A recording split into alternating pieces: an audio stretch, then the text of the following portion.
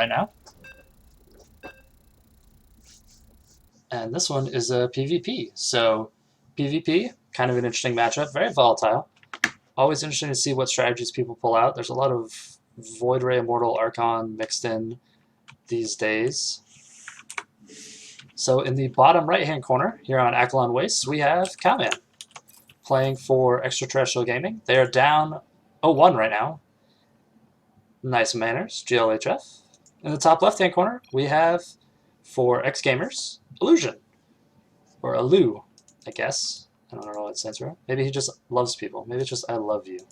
We'll go with that. I want to say that he is a loving person instead of an illusion. Maybe his love's an illusion. Alright, so let's see what we're actually going to go for. Now in PvP there's a lot of things to look for. Gas timings, how much chrono saved up. A lot of things can really indicate what the opposing player is doing. As soon as one of the players sees that the other player has a Twilight Council, they're going to immediately have to assume that a Dark Shrine is a possibility. So that's something, you know, we're going to have to keep in mind when they're scouting. Most of the time you'll see... Hey man, ILU, right? So most of the time we're going to see 2 gas and a decent amount of pressure out of both players and defense into their expansion. Very rarely will you see something different. So we'll have to see what these 2 players go. Gateway going down. Everything is identical right up here in the production tab right now. Only difference is Cowman decided to build his gateway a little bit further away. Scandalous. Now that being said, it's a little interesting to build your gateway further away. The reason why in Protoss vs. Protoss right now, a lot of the time they'll start building their buildings right here next to their nexus, is because of course the Mothership Core can, you know, nexus defense this their nexus, and it, you know, it fires. And actually out here, I think if you're standing right here on a stalker, the range for the shots is going to be about right here. So if you're standing right there as a stalker, you might actually be able to poke at that gateway just outside the Mothership Core's range, or the Mothership Core's photon overcharge range. And yeah, there's the second gas being taken up here for Alu. And the second gas going down, alright, for Cowman. Cowman's just a tiny bit behind on his build. Not the biggest deal in the world. A Zealot actually being started. So that's always interesting to see a Zealot started. You may be wondering why that's really important. It's really just mostly a timing thing. You don't really need the Zealot. It's not really going to do that much. It may force away the probe, but probes are faster than Zealots. It's really not that big of a deal. A lot of players will actually wait and get their... just go straight for Stalker Mothership Core, depending on how much they invested. Usually if you skip the Zealot, you can get your second gas just a tiny bit sooner. So that's something that most people do. But in this case, it was actually built a little bit later. And Cowman, where's his third pylon? Okay, yeah, it's behind his mineral line. I was going to say, he didn't proxy it out on the map, so that's kind of weird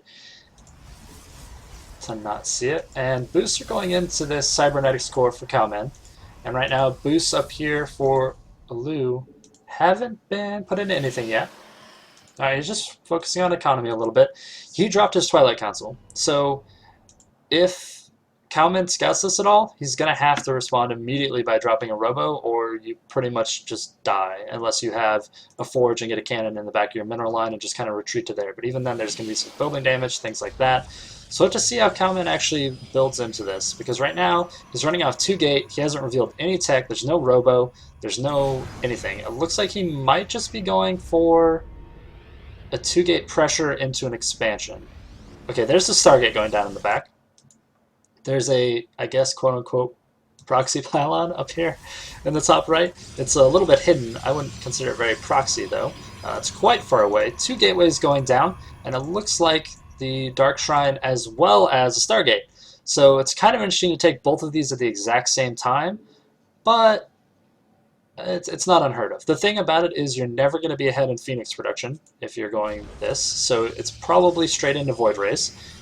So we'll have to see if that's what he's going to go. And then, of course, the Dark Shrine for Dark Templars / Archons, knocking down force fields, absorbing a lot of damage up at the front. Alu has no units besides this one Zealot right now. And he doesn't have... Oh, wow, it's going to be pretty dangerous here. Photon Overcharge going down. This mothership core might actually get picked off. It does go down, but it did get the photon overcharge out. He's going to have to go ahead and start up another mothership core. It's very important in this situation. And the Dark Shrine almost finishing right now. Both sides going for an Oracle. So it's actually very good for Cowman that he went for an Oracle because he's going to need it versus these Dark Templars. Right now he's going to want to warp in DTs and start picking away at these Stalkers, forcing them out of the base. Now the photon overcharge is still out. It's going to drive it away for right now. 2 Zealots going down. He doesn't have enough gas to actually start messing around with a lot of Dark Templars. There are, of course, the 2 headed into the main base of Cowman right now. And the Oracle is already most of the way across the map, so it's going to have to turn around. Let's see how much economic damage actually gets done here. Lots of probes going down.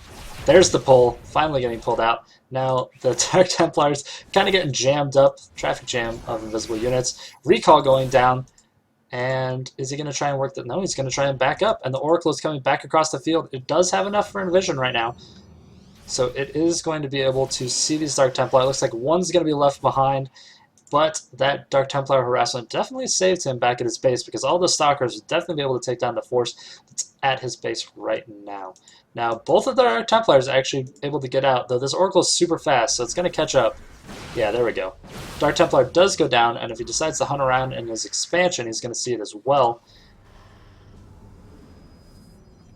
I was trying to see how long Envision lasts, actually, but can't really see it with this overlay. So that's kind of an interesting thing about this one. Didn't really notice. Alright, so we have the Void Ray going down. And like I said, when you start this Stargate after you go a Twilight Council, it's not going to be Phoenixes, it's going to be Void Rays, because there's just really not a situation if you get into your opponent's base that you're going to be able to get ahead on Phoenixes, so it's just going to be Void Rays. And wow, this Oracle walking up, it actually almost walked right past that Void Ray into the mineral line, but it does get scared off. Expansion going down for both players right now. Now, Cowman's is a little bit further behind, but I would say he definitely has the stronger army value right now. Yeah, active forces, it looks like he has a little bit more in gas, which in Protoss vs. Protoss equates to a little bit of a better army. Let's see. Yeah, the 7 Stalkers, I definitely think in a straight-up fight right now, Cowman would win. So he's going to avoid a straight-up fight. And actually, the Oracle moving in here, trying to get some damage done. It actually gets a few workers, has 4 kills right now. 5, 6, 6 kills. Not too bad, though Envision is very helpful later in the game. So kind of an interesting use of that Oracle right there, getting 6 kills. These proxy pylons haven't been cleaned up on the map, so that's something that Elu might be moving out to see what he can get sighted. And we actually have Phoenix production back here from Cowman. Now, I'm trying to think. I'm pretty sure equal number of Phoenixes versus Void Rays, the Phoenixes are going to lose every time. So it's kind of an interesting investment.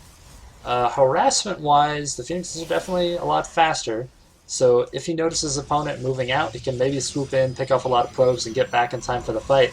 And Elu actually blocking 2 probes right here. He has them rallied out like this.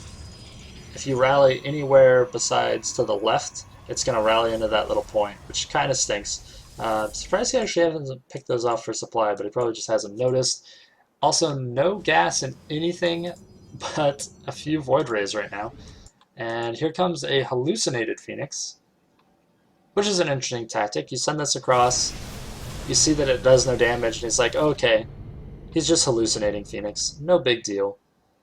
But in reality, he's banking up quite a few Phoenix, and it looks like Oracle revealed them over here. And he knows that all of those can't be illusions. And Elu's proxy pylon does get spotted. Alright, is he going to morph those into an Archon? Right now he has no air defense, but 2 Void Rays.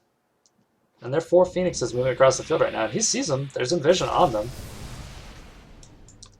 Interesting. Okay, he puts up the charge on one of them, but not both, so good micro there. Archon's finishing up, being morphed in. Now this might just be the situation where you just want to invest in just a few Stalkers. So that way you don't have these 2 Void Rays trying to catch up with these very fast Phoenixes out across the map. Probe headed back out across the map to drop another proxy pylon, but I think it might get picked up by these Phoenixes. They do see it. They saw it move out past that pylon over there, so he knew that... Oh, that's so sad. Poor little probe. He knew that it was actually going out across the field, so very good minimap awareness out of Cowman to see just that little green dot moving by, and that's when you want to make sure that you're picking off that pylon. Now this probe that dropped the pylon on the left-hand side never actually got detected. So this is quite a lot of zealots. Army forces are actually definitely favoring Alu at this point. So he's going to move across the map, and now these phoenixes, like I was talking about, they can sweep in and actually get a decent amount of damage done here if he's diligent about it. Mothership core looks like it might get... Okay, does get the overcharge down in time. Does pick it off though. And one Phoenix might actually go down. One more shot. Yep, does go down. Okay, so Phoenix did die for that. They got a Mothership core, which really not that big of a pickup in this situation because it's not across the field. It's not going to help recall.